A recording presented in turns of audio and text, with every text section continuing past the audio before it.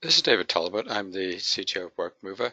I'd like to explain what we do with service provider credentials. So at the moment, we're interacting with about 17. We add one or two every month or two.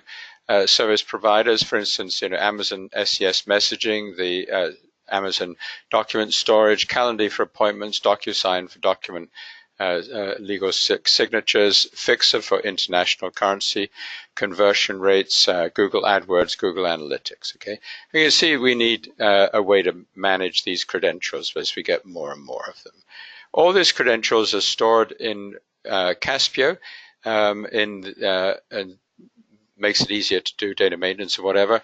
And you'll see here that not all the providers have the same style of credentials. So, for instance, Google AdWords doesn't have an access key like this. It's different. Okay, so it's a fairly long table, and often we have to add a new field for a new type of service provider.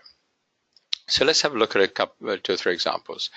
So for Calendly, which is the appointment system, we just have an access key.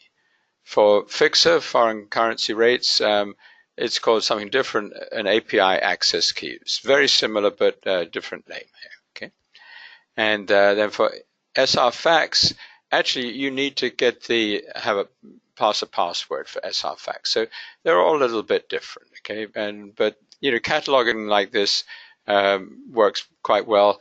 We don't use any of these really in Caspio. We store them in Caspio, and then they're accessed by one of the AWS programs. Now, from a security point of view, we do not keep the usernames and passwords of the service providers in Caspio.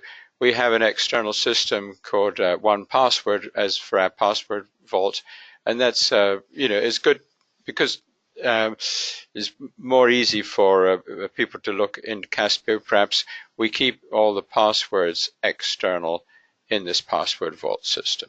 So thanks very much. Bye-bye.